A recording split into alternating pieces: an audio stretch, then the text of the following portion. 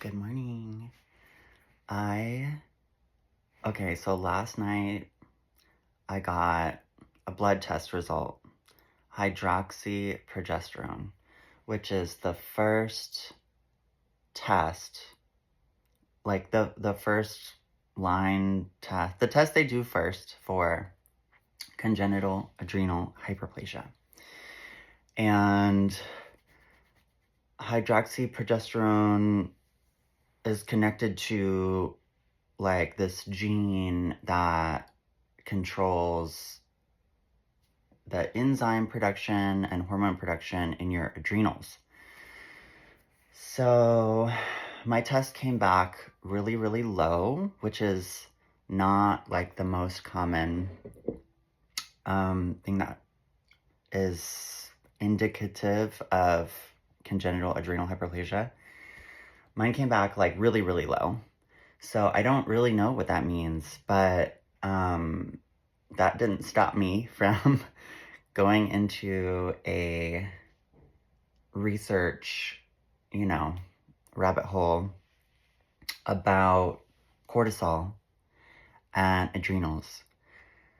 And I found this article or this YouTube video, I don't remember, I was bouncing around, but about EGCG, which is in green tea, and how that is really good for regulating cortisol, and ashwagandha also, which I have some ashwagandha. I haven't been like taking that much of it, but anyway, among other things, but that just got me thinking. I'm taking ADHD medication and Wellbutrin, and those block and stimulate the production, block the reuptake and stimulate the production of norepinephrine and dopamine.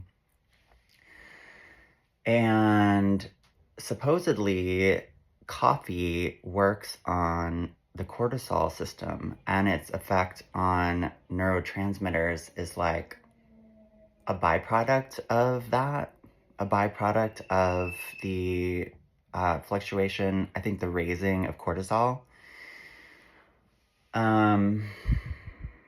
So basically, I decided I should stop drinking coffee. Now, I have been addicted to coffee since I was like 19. It was my first ADHD medication, was coffee.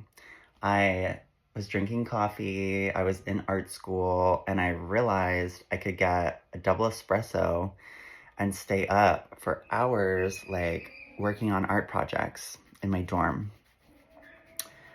And I kind of have just been hooked ever since.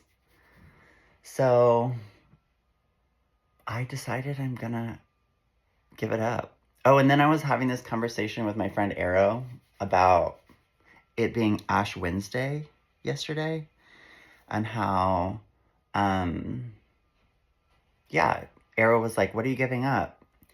And I don't think that she's like super Christian, and I'm not either, but I think we're both pretty spiritual.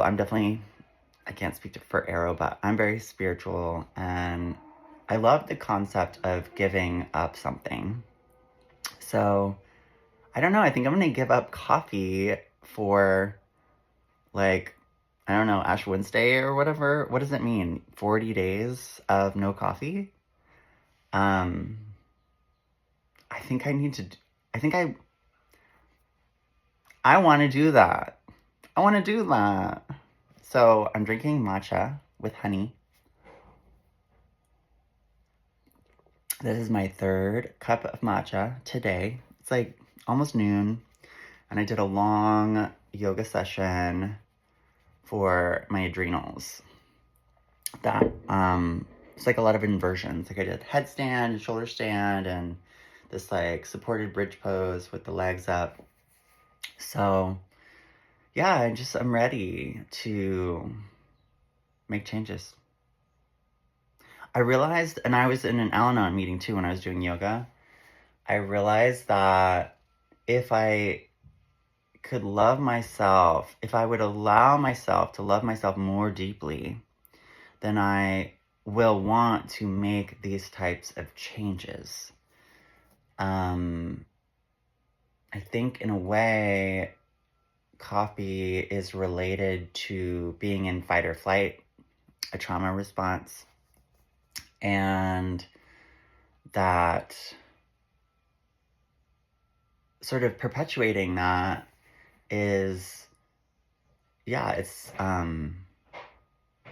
running me into the ground, and also perpetuating like generational trauma of feeling like I was in fight or flight for like my whole childhood, and a lot of adulthood too. But anyways, I digress.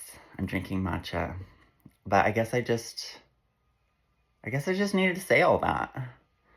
And it's something that I had said that I wanted to do more of, is like talk on video. So yeah, there you go. That's what I'm doing. It's really good, by the way, this matcha. Doesn't matter how many cups of matcha I drink. In fact, the more I drink, the more EGCG I get. So, and L-theanine. Okay, bye.